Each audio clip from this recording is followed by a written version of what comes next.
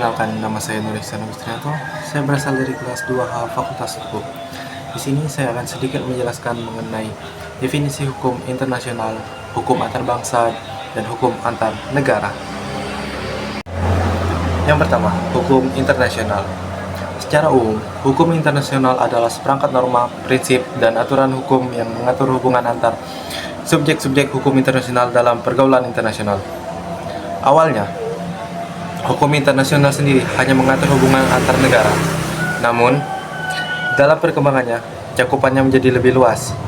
Saat ini, subjek hukum internasional tidak hanya negara,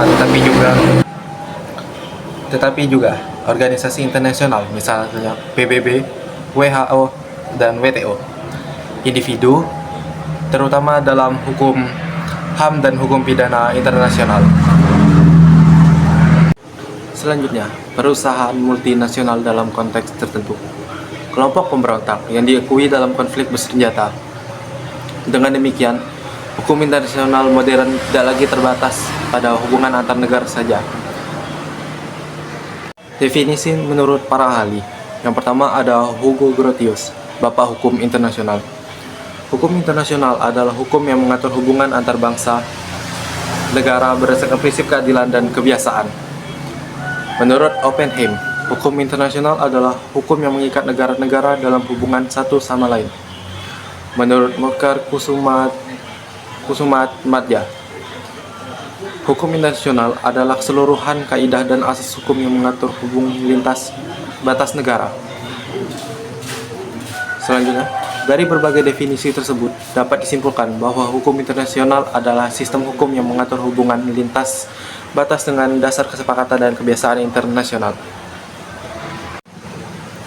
Yang kedua, ada hukum antar bangsa. Istilah hukum antar bangsa berasal dari terjemahan istilah Latin ius gentium dan kemudian berkembang menjadi istilah law of nation. Secara historis, hukum antar bangsa lebih menekankan pada hubungan antara bangsa-bangsa sebagai komunitas politik. Pada masa lalu, istilah ini sering dipakai sebelum istilah hukum internasional. Namun, istilah bangsa bisa menimbulkan ambiguitas karena bangsa tidak selalu sama dengan negara. Ada bangsa tanpa negara, misalnya dengan bangsa Kurdi. Ada negara yang terdiri dari banyak bangsa. Karena itu, secara akademik modern, istilah ini dianggap kurang presisi. Yang ketiga, hukum antar negara.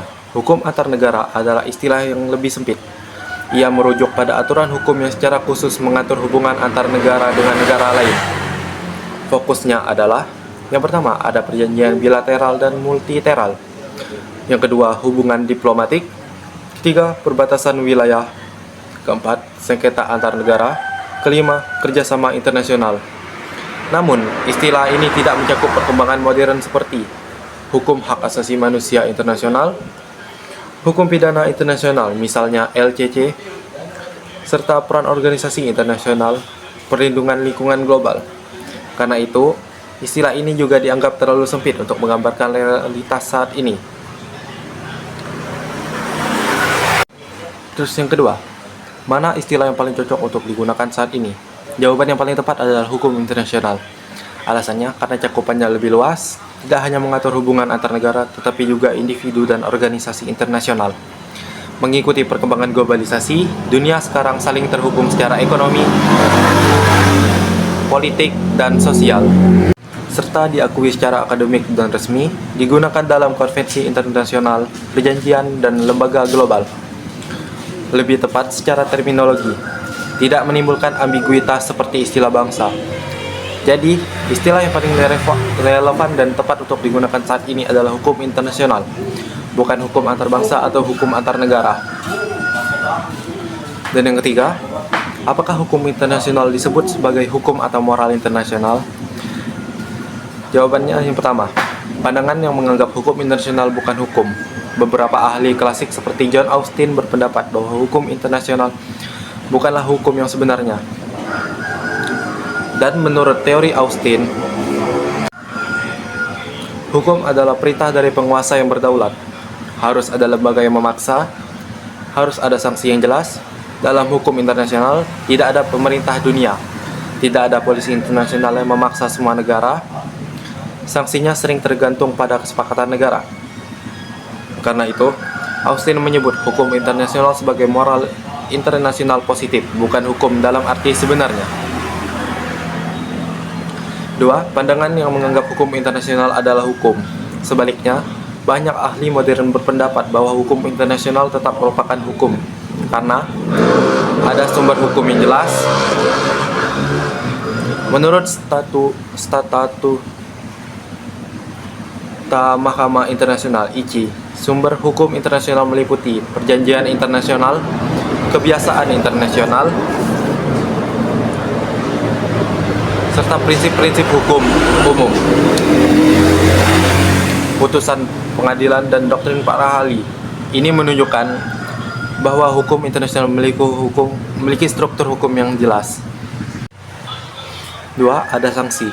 Walaupun tidak seperti hukum nasional, hukum internasional tetap memiliki sanksi ekonomi, embargo, retaliasi, putusan Mahkamah Internasional, sanksi Dewan Keamanan PBB, pengadilan pidana internasional.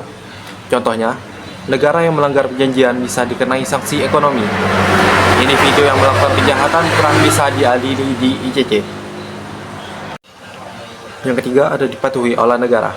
Fakta menunjukkan bahwa sebagian besar negara mematuhi hukum internasional karena kepentingan nasional, reputasi internasional, hubungan diplomatik, stabilitas global. Jika hukum internasional hanya moral, maka negara tidak akan konsisten membuat dan mematuhi perjanjian internasional. Dan yang ketiga, kesimpulan hukum atau moral. Hukum internasional adalah hukum, bukan sekedar moral. Namun memang ada unsur moral di dalamnya, terutama di dalam hak asasi manusia, hukum humaniter, perlindungan lingkungan. Jadi bisa dikatakan, hukum internasional adalah sistem hukum yang memiliki dimensi moral yang kuat, tetapi tetap merupakan hukum karena memiliki aturan, mekanisme, dan konsekuensi. Yang keempat, ada perkembangan hukum internasional di era modern.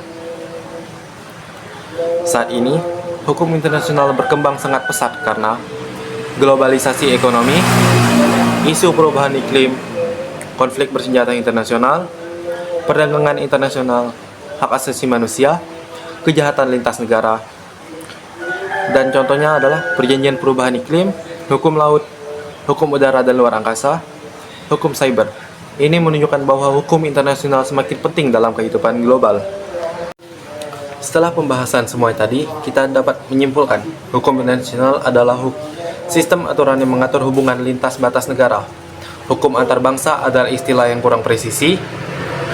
Hukum antar negara terlalu sempit untuk menggambarkan perkembangan modern. Serta istilah yang paling tepat digunakan saat ini adalah hukum internasional. Hukum internasional adalah hukum yang sesungguhnya, bukan hanya moral, meskipun memiliki dimensi moral yang kuat. Sekiranya itu saja bisa saya jelaskan di sini. Sekian, terima kasih.